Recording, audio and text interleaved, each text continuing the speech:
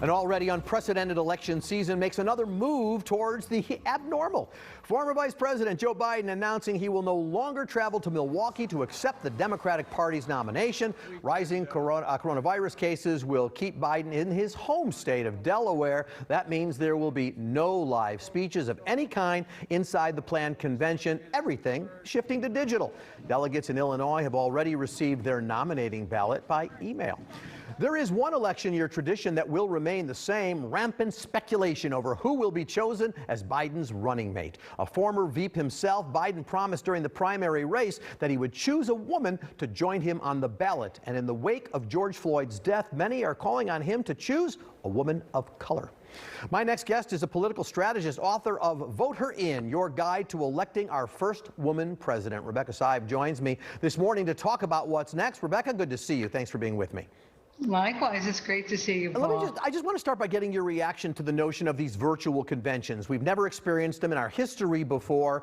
Does it help one side? I mean, President Trump loves to be before big crowds. He won't have that. That's better for Joe Biden. But at the same time, you know, the president gets, it appears, the cachet of the White House in some way being his venue.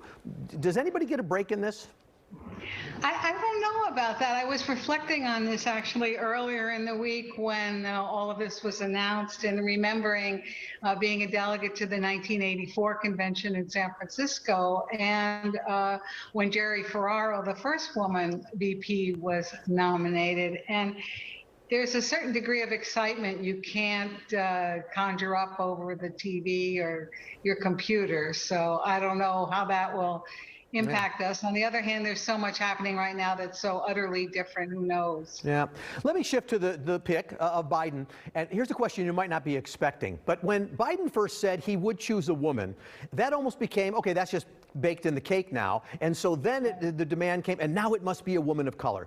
In some respects, was it a mistake for him to say, I'm going to select a woman, because then he could pick a woman of color, a white woman, whatever he wanted, and it wouldn't have faced the same kind of criticism, perhaps, or would it?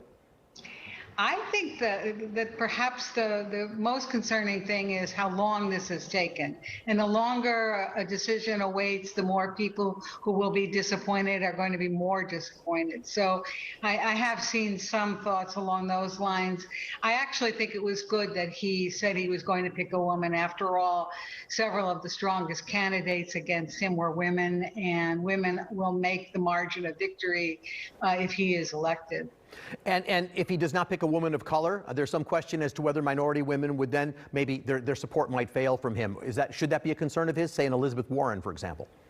I think it's a legitimate concern. Black women in particular have been the backbone of some important Democratic victories and of the Democratic Party. So I think he needs to look very carefully at those states he needs to win in the Electoral College and where the voters are. It's a bit of math and a bit of messaging that he has to consider. He has to be comfortable with the pick. That's critical. He's been through it himself. He understands that. If you were advising him, would you say, Mr. Vice President, you need to pick somebody who is a complement to your international strength by having somebody with more of a domestic focus, like a Kamala Harris? Or would you say, no, you need somebody who can address some of the law and order problems you had back in the 90s in the Justice Bill you passed? What would you advise him? I just think he has to pick someone who's, just incredibly smart and able to think creatively, because the problems we're facing don't know national borders. And at the same time, Americans are suffering unduly in ways that people in other, so to speak, advanced countries are not. So the challenge is someone who can look at lots of data, lots of information, hear from a lot of people, and make a cogent recommendation to the president. There are some reports he's down to 2. The campaign denies it, basically saying actually the list is growing now that the vice president is actually personally involved. But let's tackle some of the names. The 2 that some people think it's down to: Senator Kamala Harris and Susan Rice. Let me start with Ambassador Susan Rice. If she enters the ticket, are we going to relive the days of Benghazi and Hillary and all of that? And is that a good thing for Joe Biden? We'll definitely relive anything that, Donald Trump thinks he can throw up against the wall. The question is whether Rice can counter and Biden can counter with an extraordinary resume and record of success in dealing with big problems. When we look at Senator Kamala Harris, you know there was Chris Dodd, former senator, and others who have said she's just being too ambitious here. That sounded sexist to me. What do you think? it was absolutely outrageous. I mean, these men who apparently who are advising Vice President Biden, maybe there are some women who are of equal influence, have just misread.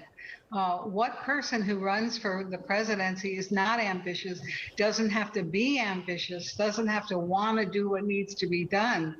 This harkens back, decades to any time a woman stepped out. It's been a tremendous mistake. Women leaders have come out and said, you need to reckon with this, Joe Biden, and make sure you don't continue to fall into this trap.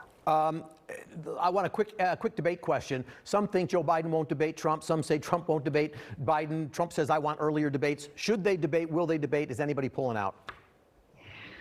It's a really interesting question. I think it's been the case historically that debates haven't really changed a lot of minds. They give sort of impressions of the people. Sometimes those impressions really stick. But in this election, it's pretty clear that there's not a whole lot of middle ground. There are people on one side, people on the other side, and it's really a question of turnout, not of changing people's minds. We will know soon. Rebecca Sive, thanks for your time. Appreciate your analysis.